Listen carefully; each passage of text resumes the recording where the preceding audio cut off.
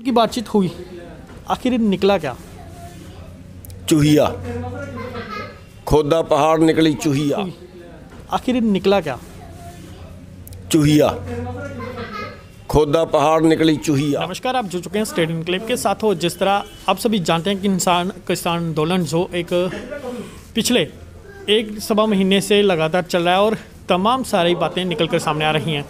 उसी बीच अब 7 राउंड जो बातचीत सरकार से वो हो चुकी है। तो वो जो किसान समिति है उनके सदस्य गुरनाम सिंह हमारे साथ हैं, जम्मू पहुंचे हैं। इनसे जानेंगे सर, 7 राउंड की बातचीत हुई, आखिर निकला क्या? चूहिया, खोदा पहाड़ निकली चूहिया।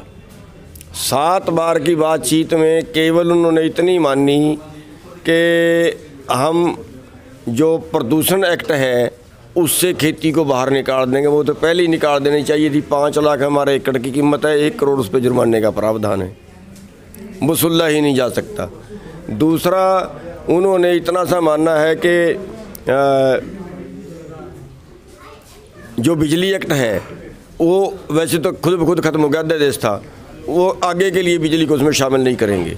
बस इतना सा मानना है। बाकी जो मुख्य 2 मांगे थी, एमएसपी की गारंटी का कानून और तीनों कानून जो नए बनाए हैं उनको वापसी का, वो टस से मस अभी तक सरकार नहीं हुई है, वहीं की वहाँ खड़े हैं। आखिर क्या लगता है कि क्यों सरकार टस से मस नहीं हो रही? क्योंकि काफ़ी लंबा खींचा जा रहा है, अब 1 से 1.5 महीना होने वाला है और काफ़ी सारे किसान जो अपनी शहादत भी दे चुके हैं।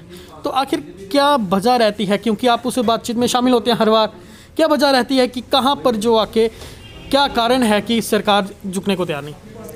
देखिए, सरकार के दिमाग में या हमारे देश की प्रथा कहीं ना कहीं ये है कि वोट तो यहाँ जाति के नाम पे, धर्म के नाम पे, मजहब के नाम पे, क्षेत्रवाद के नाम पे मिल जाती है, बांट के मिल जाती है, लेकिन पैसे बिना पार्टी नहीं चलती। और ये बंटवारे से पैसा नहीं मिलता। पैसा केवल कारपोरेट क्षेत्र ही उनको देता है। जो उनके चंद पूंजीपति लोग हैं वो अरबों रुपया उनको देते हैं और उनके ही लिए ये कानून बनाए गए हैं, क्योंकि ये एग्रो बिजनेस के लिए बनाए गए हैं, ना कि एग्रीकल्चर के लिए। तो एग्रो बिजनेस के तो वो उन लोगों को करना है। तो इससे ये खरबों का बिजनेस है और इस खरबों के बिजनेस में उन्होंने बहुत पैसा कमाना है। जैसे उन्होंने दाल में कमाया, 7-8 लोगों ने पूरे देश की दाल ब्लैक की, महाराष्ट्र की सरकार ने छूट दी, स्टॉक सीमा हटा दी। तो 7-8 लोगों ने पूरे देश का व्यापार किया, 50 रुपये किलो में दाल खरीद दे, 200 रुपये किलो में बेची।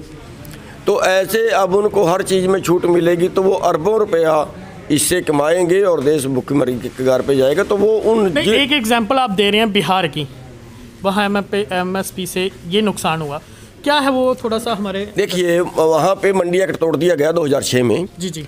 और अब वहाँ पे ये कोई खरीदे, कहीं कोई बेचे, कहीं से कोई खरीदे।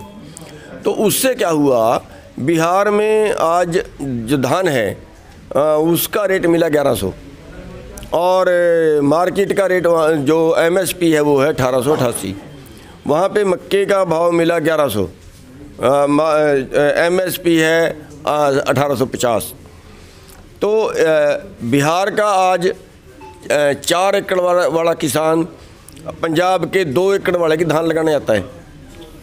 तो वहाँ का ये नुकसान हुआ कि वहाँ ज़मीन अच्छी है, वहाँ पानी तो पहले भी आता था, शायद 2004 की बात कर रहे हो आप, उससे पहले भी? नहीं। हमारा कहने का मतलब ये है कि जो 2006 में वहाँ कानून तोड़ा है, जी। उसके बाद वहाँ भाव मिलना बंद हो गया। आज पंजाब की धान, हरियाणा की धान तो 1888 रुपये बिकी, उनकी 1100 बिकी। और पिछले साल हरियाणा में, मैं आंकड़ा आपको बताऊं कि हरियाणा में 25 लाख टन धान पैदा हुई और 69 लाख टन बिकी। यानी बिहार से वहाँ पे कुटा कटाया चावल आया, जाली पर्चे काटे और बेचे। यानी बिहार का चावल हरियाणा तक आके बिकता है, उत्तर प्रदेश का हरियाणा तक आके, पंजाब तक आके बिकता है। तो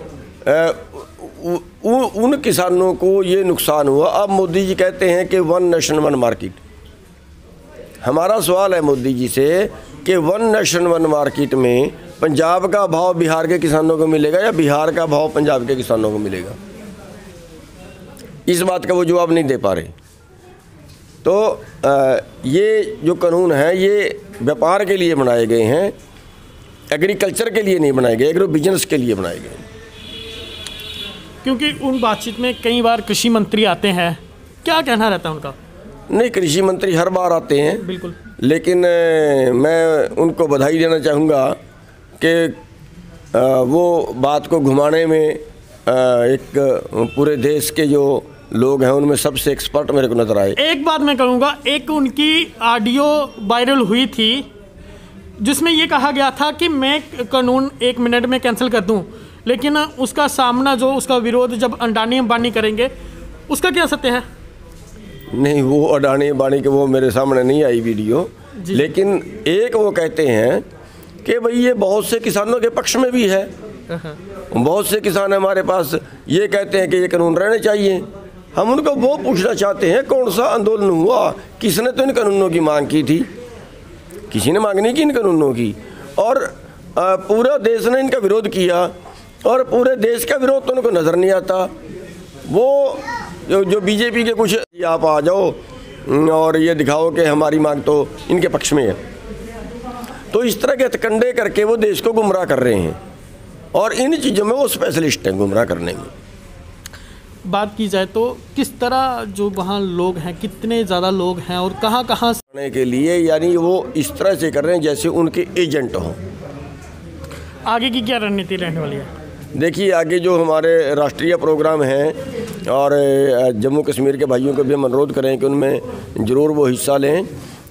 उसमें 20 तारीख तक एक जागृति अभियान जहाँ भी वो धरने प्रदर्शन कर सकते हैं वो, और 23 तारीख को गवर्नर हाउस पे प्रदर्शन, और 26 तारीख को जम्मू में, पूरे देश में। तो यहाँ वाले भाइयों से अनुरोध करने आए हैं।